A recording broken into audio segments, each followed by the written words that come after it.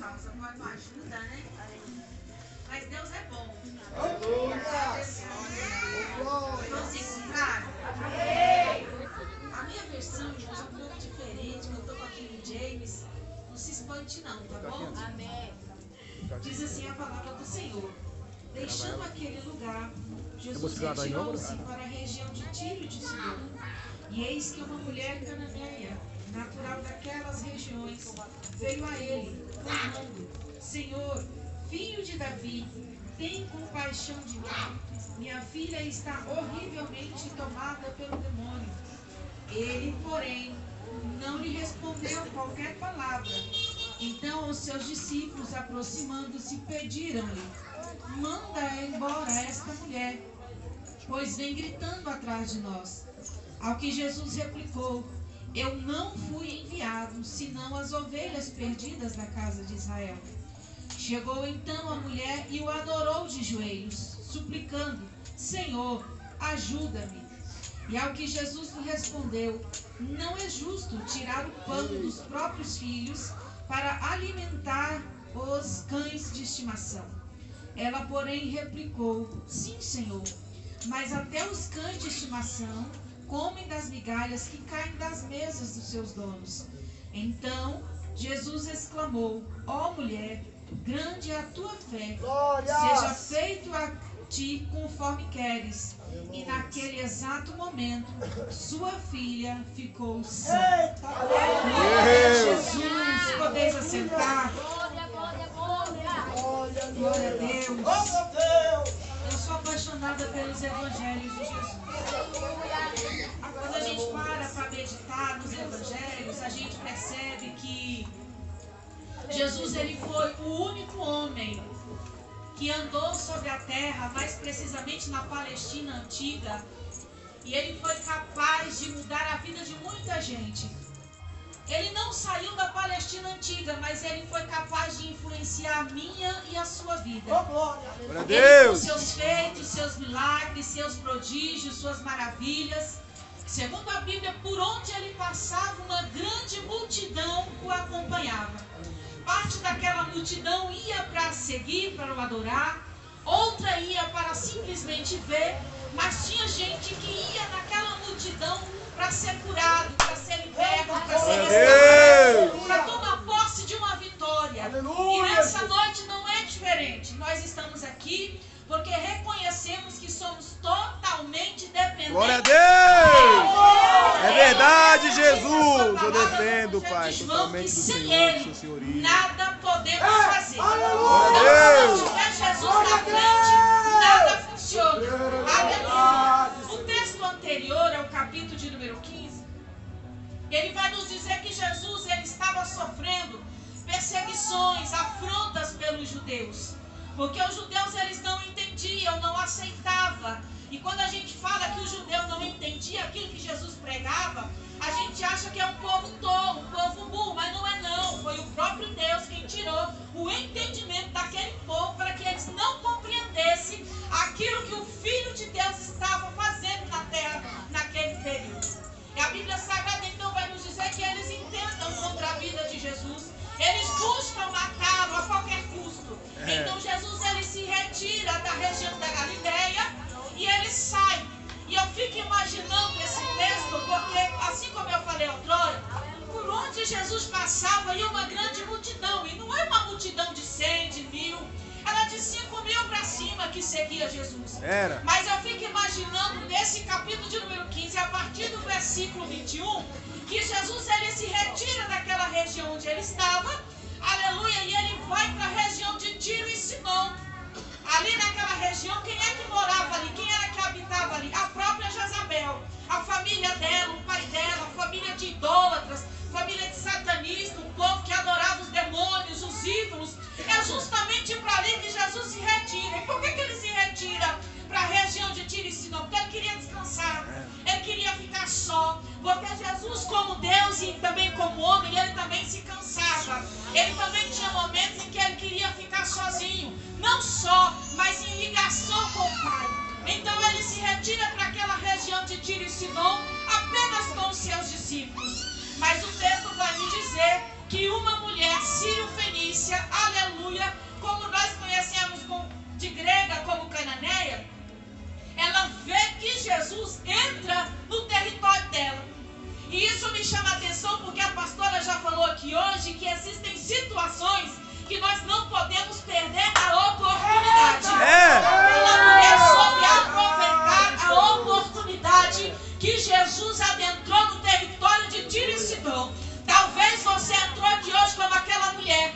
precisando de uma resposta de Deus. E a resposta de Deus para você é essa hoje. Não desperdice a oportunidade. Nazareno já está na casa. E aquele que der lugar, ele vai te responder. Eu imagino então a cena daquela mulher caminhando atrás de Jesus. Porque eu fico imaginando que ela já deve ter ouvido falar dele. Ela já deve ter ouvido falar alguma coisa dele, o que ele fazia, por onde ele passava, o cego via, o coxo andava, o mudo falava, o surdo ouvia, o enfermo era curado da sua enfermidade, aquele que era possesso de espíritos malignos, ele libertava. Ela já ouviu falar da história de Jesus, porque ninguém vai atrás de outra pessoa sem conhecer ou sem ter ouvido falar. É verdade? É. Eu não vou no lugar, se eu souber que a fama não é boa, eu nem piso mesmo. É. Agora, se eu souber que o lugar onde eu vou, Jesus habita, eu vou com alegria. Satisfação. E aqui é um lugar que quando a gente desce a rampa... Glória a Deus! Aleluia!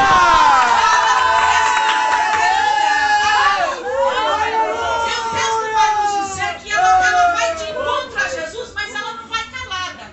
Deixa eu perguntar uma coisa para vocês. Você já ouviu? Imagina aí, eu moro num prédio.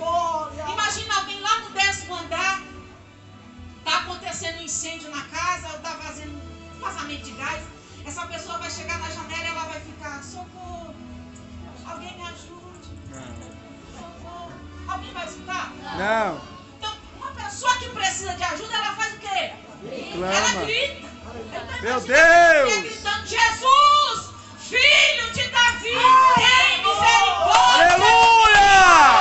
Filho de Davi, tende compaixão de mim. Socorro, Jesus. Socorro, meu É Deus. interessante porque eu acredito, pastores, que aquela mulher, ela já deve ter levado a filha dela em médicos, curandeiros daquela época, porque a medicina não era avançada como nos dias de hoje. Mas ninguém pode resolver o problema dela, porque tem causa que é física e tem causa que é espiritual. Quando a causa é física, o médico dá jeito, mas quando é espiritual, é só o médico dos médicos que pode resolver a situação. Aleluia! É interessante porque ela conseguiu identificar qual era o problema que atormentava a filha dela. Eu imagino que ela tenha pensado consigo mesma: eu já levei no médico, o médico disse que não tem mais jeito. Eu já fiz tudo que era possível. Então eu entendo aqui uma coisa: não é para o médico resolver, é espiritual. E só tem um que pode resolver, porque eu já ouvi falar que por onde ele passa o milagre acontece. Meu Deus! Se eu tivesse a oportunidade de me encontrar com ele, se eu tivesse Deus! a oportunidade de estar com ele, Filho de Davi! Aleluia! eu iria estar com ele Glória a e ele Deus! fazer o milagre. Então, quando aquela mulher ela fica sabendo que Jesus entrou no território, ela vai atrás. Ela vai atrás, e quando ela chega onde Jesus está, ela grita, ela clama. Porque a palavra compaixão significa colocar o seu coração no lugar do outro. É sentir a dor do outro. É sentir o que o outro sente. É colocar o teu coração como se a causa não fosse dele, mas fosse tua. Será que existe gente aqui no nosso meio assim? Aleluia! Porque o problema não era exclusivamente dela, era da filha. Mas tem situação que quando acomete a nossa família, todos nós sofremos. Quando é você que está passando por uma dificuldade, uma enfermidade, você até suporta. É verdade. Mas quando é com filho, meu irmão, você sofre em dobro. Você sofre dobrado. Porque você se vê impotente diante da situação e você não poder fazer nada, você sofre. Aleluia. Então imagine que aquela mulher, ela chega para Jesus e diz: Senhor, me socorre. Jesus, me ajuda, porque eu deixei a minha filha terrivelmente endemoniada em casa. Eu não sei como ela conseguiu deixar a filha dela terrivelmente endemoniada em casa. Porque a Bíblia diz que um certo homem chamado Gadareno, a Bíblia nem dá o nome dele, diz que ele vivia atormentado por demônios, era uma legião. E ninguém conseguia segurar aquele homem. Não tinha cadeia, não tinha corrente, não tinha cadeado que conseguia deter aquele homem. E eu imagino a situação, alguém chegando perto dele, tentando deter ele. Levava um couro, tomava uma peia. Ninguém conseguia deter aquele homem. Como é que terrivelmente endemoniada em casa, vai saber como? Amarrada, trancada, com vigia na porta. Se fosse eu, meu irmão, naquela época, corria. Você não ia entender nada. Não é verdade? Para aquele povo naquela região era normal. Mas para ela não. Aquela mulher, ela vai de encontro a Jesus. E quando ela chega diante de Jesus, eu acho terrível isso aqui, porque Jesus, ele não diz nada. Ele fica caladinho. Ele não abre a boca. Mas os discípulos, eu me espanto com a atitude dos discípulos. Porque os discípulos, em vez de chegar para Jesus e dizer: Jesus, tem misericórdia da mulher, Senhor. Ela vem gritando atrás de nós, desde a entrada da cidade. Para aí, Jesus, faz alguma coisa por ela. Ajuda ela, Jesus, socorre. Ela está clamando pela filha. Mas os discípulos chegam: Jesus, manda ela embora. Ela está atormentando, ela está atrapalhando. Como quem diz assim: o Senhor queria vir para cá para ficar sozinho, num lugar reservado, e ela vai denunciar que o Senhor está aqui. Logo vai aglomerar uma multidão de pessoas ao teu redor. Jesus, manda ela embora, porque ela está atrapalhando. Tem gente que é assim, pastor. Em vez dele chegar para Jesus e dizer: Jesus, ajuda o meu irmão. Jesus, entra na causa dele. Jesus, entra na causa dele. Eita, glória! Ele, exalta ele. Chega para Jesus, manda embora, porque está atrapalhando. Manda embora. Parece aqueles crentes feiticeiros que fazem oração contrária. Ah, não tem não, no meio do povo de Deus. Não tem não, né?